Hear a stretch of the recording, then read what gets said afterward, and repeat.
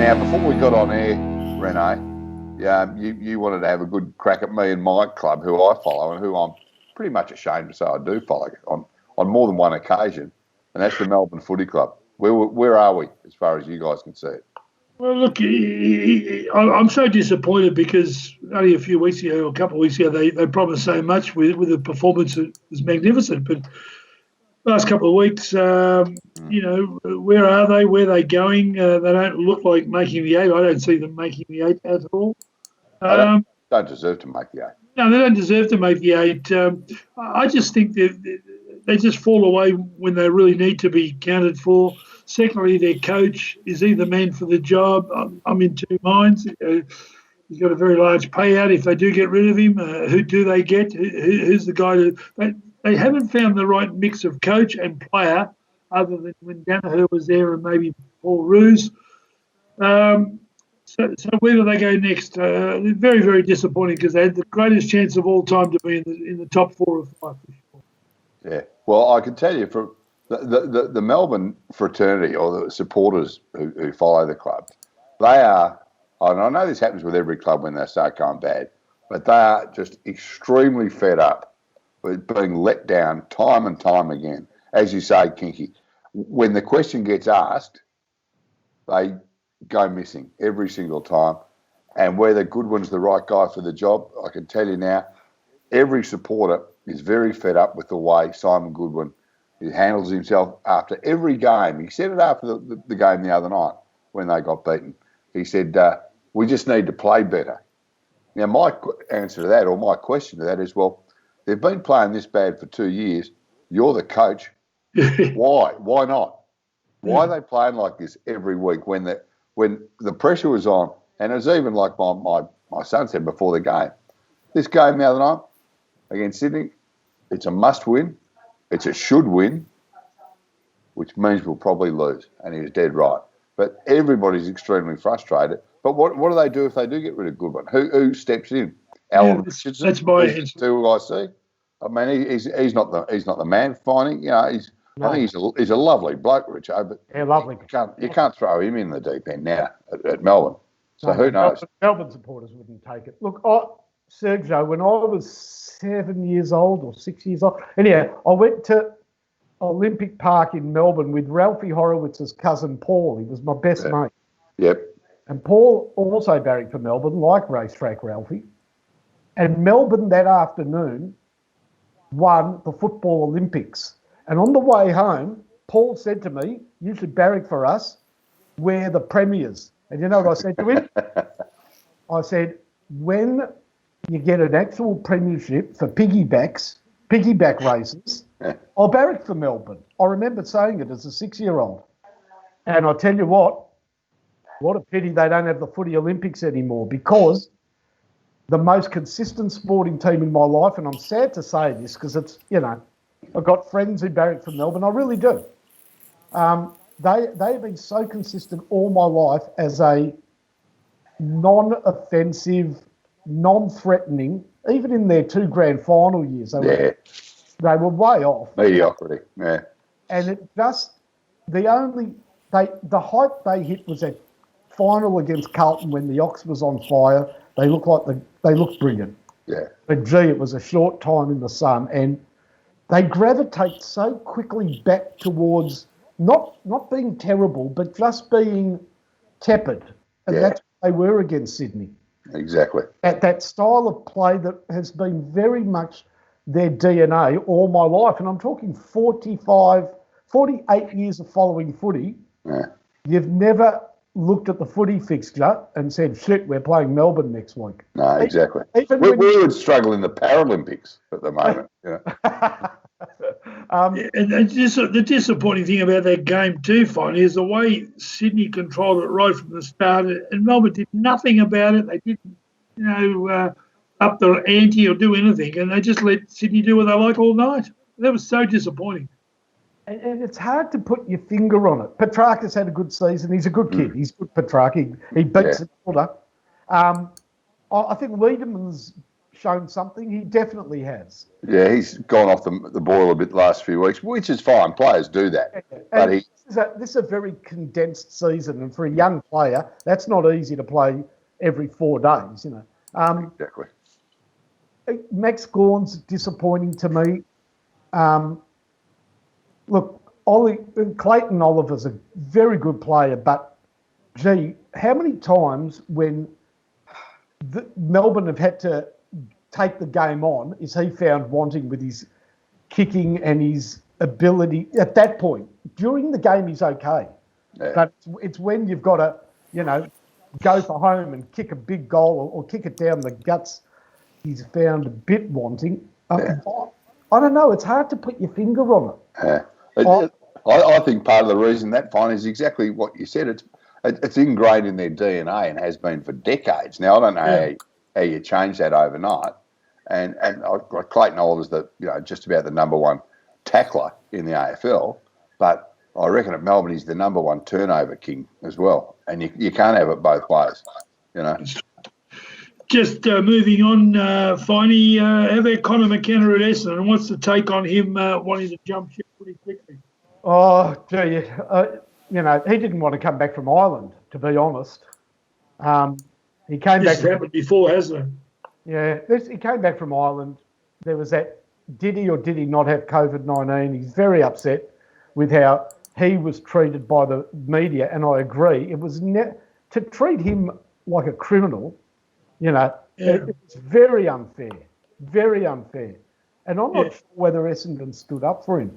There's something wrong at Essendon. It is, either those in power are blind to it, embarrassed by it, but they have got a crisis like none other, hitting them. It's coming at them at 1,000,000 miles an hour. They've got a coach taking over who's basically been the coach this year, and I'm telling you, the players don't perform for him. Why on earth? Don't you rate him, Finey? Oh, mate, not at all. Not that I don't rate him, but he's handed the reins this year. How have they gone this year, Rene? Oh, very poor. And I said that at the start of the year they wouldn't make the 5, let alone the 8. Yeah, but I'm saying they're playing terribly, and he's basically coaching them. And there's just been some strange things, and I'm telling you, it's one thing. On one hand, you had Malthouse and Buckley, and that didn't work because they were too successful. And now this doesn't work because they're an abject failure. Why would you want to hand the reins over to somebody when what you need's a broom sweeping clean? This is no change. These succession plans, you can't. They just don't seem to work. Even the Rooster Goodwin will probably be looked at when it's over and say, well, there's another succession plan that didn't work, you know? I've tried one with my wife, and she is completely up for it, but she doesn't understand how it works. She's leaving, not me. Well, she'd take Simon Goodwin in a moment. She would. Mate. Should take Mark Neal. But Connor McKenna, I mean, you know, he's heading back to. I mean, why would you want to stay on the Gold Coast when you can go back to Belfast? I mean, let's be honest. Now, Rene, we're talking about. We've sort of got a bit of a theme along tonight. We're looking at where things have been going wrong at various clubs. GWS have been disappointing this year because, sure, they got flogged in the grand final last year, but they made it to the grand final, and everyone just naturally assumed they were going to make it this year and quite possibly go one step further. But they've been way off the mark this year. Yeah, they certainly have. And as I brought it up to you guys off air, and you've got a few of the names there in front of you, but their on ballers, their superstar so-called mids have been very, very disappointing. And where they've been successful in the past, winning the ball out of the middle the last couple of years with some conveyance, especially to their 2 key forwards, it's been magnificent. But this year it's just been all over the place, and that's their biggest issue, I believe, and that's what's brought them undone. And you can name a few of those players there, Finey, I think, haven't you? Oh, well, I mean, the midfield, all right, Canelio has not come back from that injury. He doesn't kick He's the struggled, ball. hasn't He's definitely limited. He was a very dynamic player, a bit of a grinder, but a brilliant power sort of ball getter and not line breaker, but able to always get a kick. He can't kick very far anymore, and he can't play midfield very effectively. Kelly again gets injured too often. Injured, yep. Taranto's comeback has been good, and Hopper's been good. So there's a bright. They've got the worst ruck combination in the comp. I mean, Big Mummy the Pieman, he shouldn't have played an extra year. He gets found out now, and Jacobs has been disappointing, I'll tell you. Cameron doesn't want to be there, I don't think, really. I was going to bring him up with you guys. He's obviously not a midfielder, but Jeremy Cameron just looks, I think you were intimating then, Finey, completely disinterested in playing footy this year. And if he wants to go elsewhere on that sort of money and a big, massive contract, he needs to pull his finger out, surely. He's been very ordinary. He kicks a goal like I play golf. He kicks from 50 out, and then he doesn't look whether it goes through or not. He just runs away. Yeah. It's like my tee shots. I hit him and whatever. I don't care where it is. I'd just like to throw a congratulations to Adelaide the last couple of weeks. They've persevered, got some good players back, as we're aware, but, geez, I'm a big rap for that Shane McAdam and Elliot Himmelberg. I think they're two future stars. I love watching them because they take the game on, they take risks, particularly McAdam. I think he's great for a 6-footer. And, of course, with Himmelberg, he can do a lot of things that amazing for a young boy at his age, but going forward, I think he's got a big future. What do you think, guys? Oh, I'd agree with that, and congratulations to Matthew Nix for the first time in 3 months. He's probably had a couple of decent nights' sleep lately, and you're right, Rene. They're good players, a couple of good young players, and the way things are going in footy these days, they can turn things around. Not that far down the track. I mean, obviously not. There's only a couple of games left this year. Got some good young boys there. But next year they could easily turn it around again. That seems to be the way it goes these days. Yeah, that's true. You do have to give them credit. I'll tell you who deserves a bunk up as well, because you're right, those young players are the future. But Rory Sloane, look, at the start of the year, he looked more banged up than a client of Lawyer X. But credit where credit's due. He's come back and he's been very effective. He played well the other night, and he looked.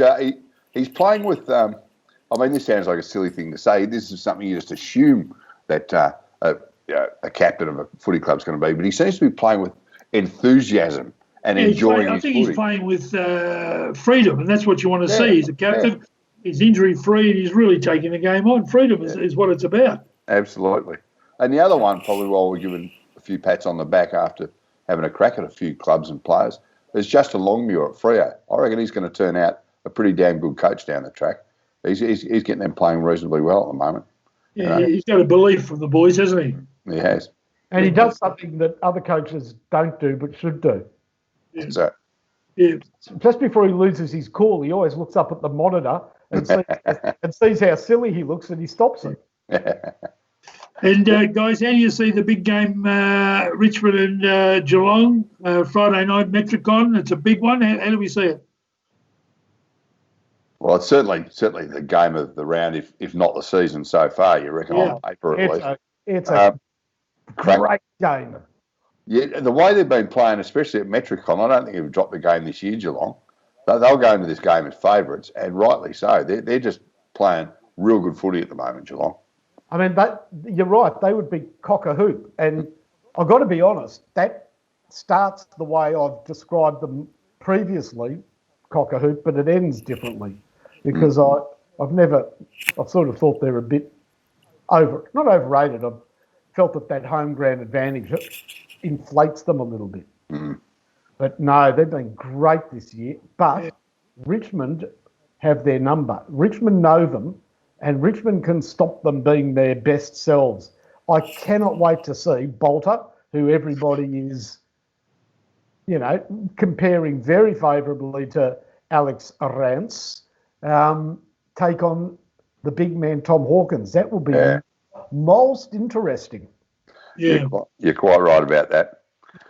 I'm liking players like Menengola and so on who have really stepped it up a little bit this year because missing the last couple of years when it counted. And Scott's got them playing those, I'll call them peripheral players. I don't call them guns, but I call them players that really need to be important in that side, Geelong through the middle, on the wings, on the half-back and half-forward flank to really come good and be a part of strengthening that Geelong side to give it a big chance this year because they are a chance.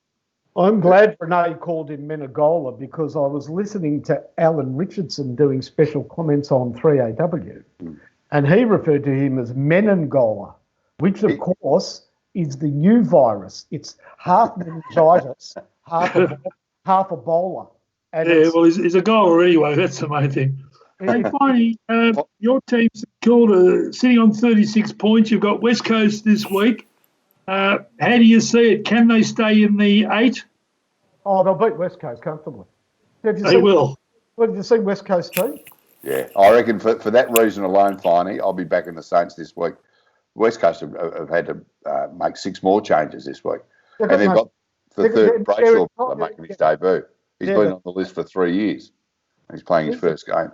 He's a great kid. He was captain, I think, that Brayshaw at Sandringham Dragons. A really good kid. But they've lost their entire midfield. Shuey's out already. Now they've lost Sheed. Huxing's the tagger. Another good midfielder's out as well, if you have a look. Redden isn't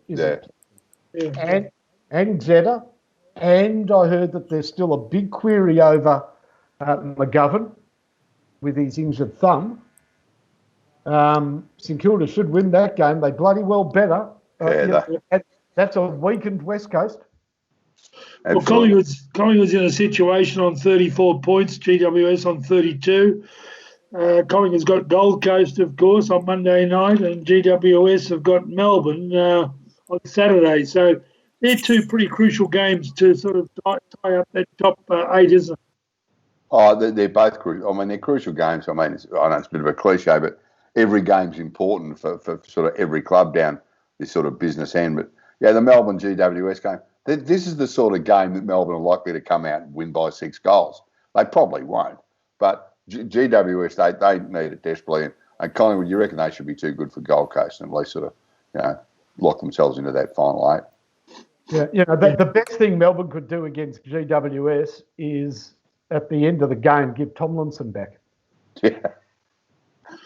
So do you think the 8 will sort of sit like it is at the moment, guys, or do you think Bulldogs could sneak in or Melbourne could sneak in? Bulldogs will make it for sure. Yeah, I reckon the Bulldogs will make it. Well, Melbourne, no. 2 very winnable games. It'll come down to this. If St Kilda lose to West Coast and GWS beat Melbourne, in the last round, GWS play St Kilda and the winner of that will make the finals. Yeah. And because Bulldogs will win their last 2 games, no problem. Who do they play? They play Fremantle and... GWS? No, West Coast? GWS. No, they play Freo and... Oh, it's pretty winnable, their last game. Okay. University. All right, gentlemen, we might wrap this footy wrap up now for this week. We've got a big one coming up next week, looking into the final round of the season. And if the rumours are correct, Finey and Rene, we might be it might be a big footy wrap next week. We've got a couple of big names hopefully going to come and join us. The only downside to these 2 big names is I don't think technology is their strong suit with either of them. Who are the great man, the Hall of Famer Doug Hawkins. Yes. Braybrook's favourite son. And the wizard, Warwick Kappa, going to be joining us next week. Yeah, I'll tell you one thing we don't have to worry about. What's that? Either of them not turning up because they've won million. Who wants to be a millionaire between now and... Warwick's going to jump on board. I've had a chat to him. He's very keen because he's told us about a movie he's making in America or something. He's getting paid $1.2 million, so I'm going to look forward to hearing all about that. there's our first 10 minutes planned for next week. Oh, you won't get a word in. I know. Thanks for that, gents, and we'll catch you next week for the Takeover Australia footy wrap.